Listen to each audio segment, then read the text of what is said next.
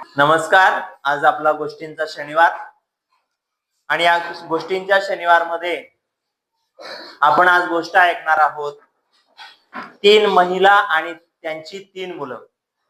गोष्टीचं नाव काय आहे? 3 महिला आणि त्यांची 3 मुलं. खऱ्या अर्थानं सद्गुणी मुलगा कोण, असं गोष्टीचं टायटल. गोष्ट समजून घ्या. एका विहिरीवर महिला पाणी भरत होत्या. 3 महिला. त्या तीनही महिलांना 3 मुलं, प्रत्येकीला एक एक मुलगा होता आणि त्यांची तिघांची मुलं मोठी होती. पहिली महिला म्हणाली दुसऱ्या महिलेला, माझा मुलगा की नाही खूप विद्वान आहे, त्याला देशोदेशीच्या माहिती असतात, घटना माहिती असतात, त्याला तो वृत्तपत्र वाचतो, पुस्तके वाचतो, खूप हुशार मुलगा आहे माझा. आणि आज की नाही तो भाषणाला पण जाणार कुठेतरी. माझा मुलगा खरंच खूप गुणी आहे, असं कोण म्हणत होतं? पहिली महिला. हे सगळं दुसऱ्या महिलेने ऐकलं. दुसरी महिला काय म्हणाली? माझा मुलगाही खूप गुणी आहे, तो की नाही पैलवान आहे. काय आहे? पैलवान. तो कुस्त्या खेळतो, आखाड्यात जातो, छान पैकी त्याने खूप स्पर्धा जिंकलेल्या आहेत. पण तिसरी महिला बिचारी फक्त पाणी भरत होती आणि त्या दोघांच्या गप्पा ऐकत होती. त्यांच्या गप्पा ऐकत असताना त्या दोघं महिला त्या तिसऱ्या महिलेला म्हणाल्या, का ग, तू तुझ्या मुलाबद्दल काहीच बोलत नाही? आमचा मुलगा सद्गुणी आहे का? तुझा मुलगा काही वात्रट बित्रट आहे का? का खोडकर पण आहे? तर तिसरी महिला म्हणाली, हो, माझाही मुलगा आहे. तो शेतामध्ये गेलाय आणि शेतातून आल्यानंतर मी त्याला सांगितलंय, तू जत्रेला जा बाळा, फिरायला जा, असं मी त्याला सांगितलंय. हे सगळं झालं, बोलणं गप्पा चालू होत्या. 2 महिला म्हणायला लागल्या, अगं तिचा मुलगा हसवत असेल म्हणून ती जास्त काही बोलली नाही. तिघांनी पाण्याचा हंडा डोक्यावरती घेतला, घागर डोक्यावर घेतली, तिघही चालायला लागल्या. तिघही चालत असताना पहिल्या महिलेचा मुलगा आला.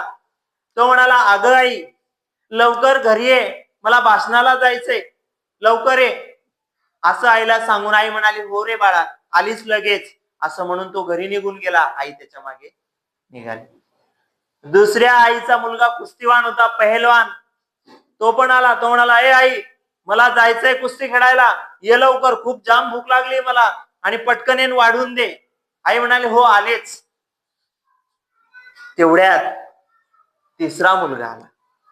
तिसरा मुलगा आल्यानंतर तो आईला म्हणाला, अगं आई, तुला मी नाही सांगितलं होतं पाणी भरायचं, तू कशाला आलीस? आण तो हंडा माझ्याजवळ दे.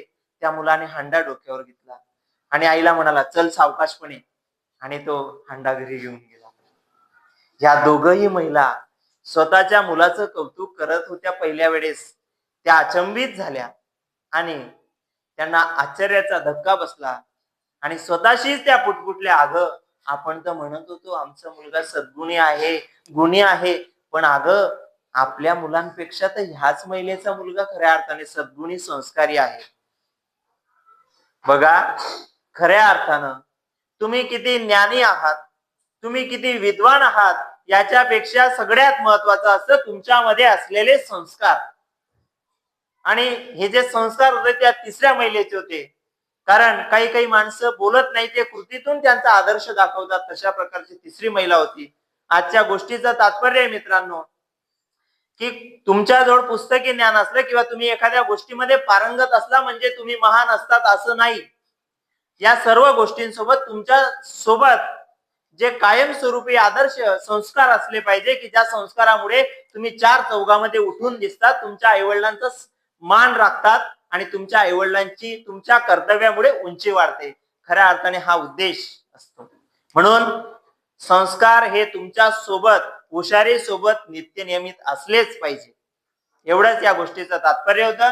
तुम्हाला ही गोष्ट आवडली असेल तर नक्कीच ही गोष्ट आपल्या मित्रांपर्यंत, नातेवाईकांपर्यंत, ज्यांना कोणाला खरंच गोष्ट ऐकायची आवड असेल आणि जीवनात काही बदल घडवा असं वाटत असेल तर ही गोष्ट जरूर ऐका. चॅनलवर नवीन असाल तर सबस्क्राईब करा, लाईक करा आणि शेअर करा. धन्यवाद.